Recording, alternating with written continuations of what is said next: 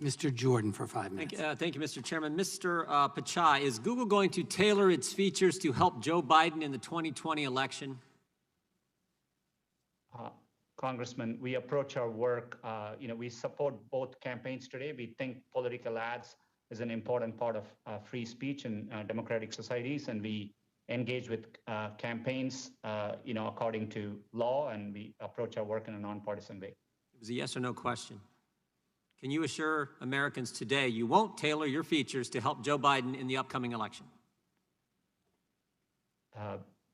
We support work that campaigns do. I just want to make sure I understand that. We all do all kinds of online, social media, all kinds of that outreach, that communication. This is a simple question. Can you today assure Americans you will not tailor your features in any way to specifically help one candidate over other? And this what I'm concerned about is you helping Joe Biden over President Trump. We won't do any work, to politically tilt anything one way or the other. It's against our core values.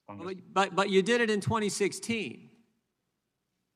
There's an email in 2016 that was widely circulated amongst the executives at your company that got public, where Ms. Ileana Murillo, head of your multicultural marketing, talks about the silent donation Google made to the Clinton campaign, and you applauded her work. She points that out in the email. I'm just curious, if you did it in 16, I want to make, in spite of the fact you did it in 16, President Trump won, I just want to make sure you're not going to do it again in 2020. Congressman, I recall our conversation at that time, and I appreciate your concern. We didn't find any evidence of such activity, and I took the opportunity after our conversation to reinforce to the company. We realized even an appearance could be improper, so we have clearly communicated to our employees any personal political activity, while that's their right, needs to happen on their own time and resources and should avoid any use of company. Of course, everyone's got their First Amendment rights to campaign for who they want. What they can't do is configure your features to help one candidate over the other. So you might have not have found any evidence, but here's what she wrote to the email to a number of key executives in your company. Quote, we push to get out the Latino vote with our features. Second quote, we push to get out the Latino vote with our features in key states. Seems to me those last three words are the real qualifier here.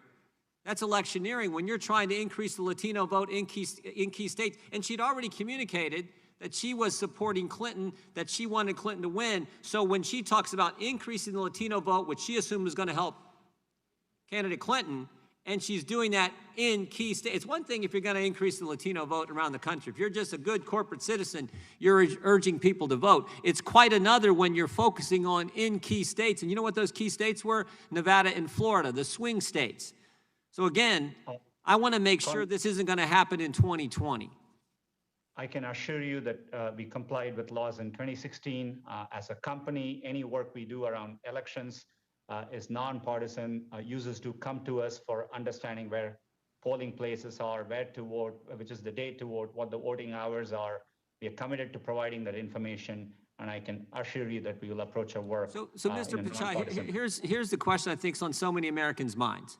They saw the list that we read here earlier on in our opening statements, all the things Google has done. Google is siding with the World Health Organization over anyone who disagrees with them, even though the World Health Organization obviously lied to America, obviously shills for China. Google's siding with them, YouTube is siding with them. We have the history of all the things Google has done and the history of what happened in 2016 in the election, where they obviously, according to one of your multicultural marketing executive, tried to help Clinton. And here we are 97 days before the election, and we want to make sure it's not going to happen again. We want to can you give us two assurances? One, you're not going to try to tailor your features, configure your platform in a way to help Joe Biden. And second, that you're not going to use your search engine to silence conservatives. Can you give us those two assurances today? Congressman, on our search engine, conservatives have more access to information than ever before. And we appreciate that.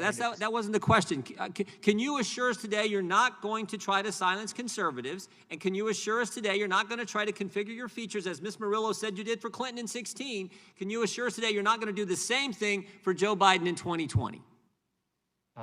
You have my commitment. It's always been true, and we'll continue to conduct ourselves in a neutral way. Appreciate it. Yield back. The chair now recognizes the gentlelady from Pennsylvania, Ms. Scanlon. Thank you, gentlemen. I'd like to redirect your attention to antitrust law rather than fringe conspiracy theories. Mr. Bezos, our investigation... Mr. Chairman, we have the email. There is no fringe... Excuse me. It's not your time. Mr. Jordan, you do not have the time. Please be respectful of your colleague. She controls the time. Put your mask on. Put your mask on. Mr. Jordan. Mr. Raskin, Mr. Jordan, you want to talk about masks. Mr. Jordan, Ms. Scanlon. Why would the Deputy controls Secretary the of time. Treasury unmask Michael Flynn's name, Mr. Raskin?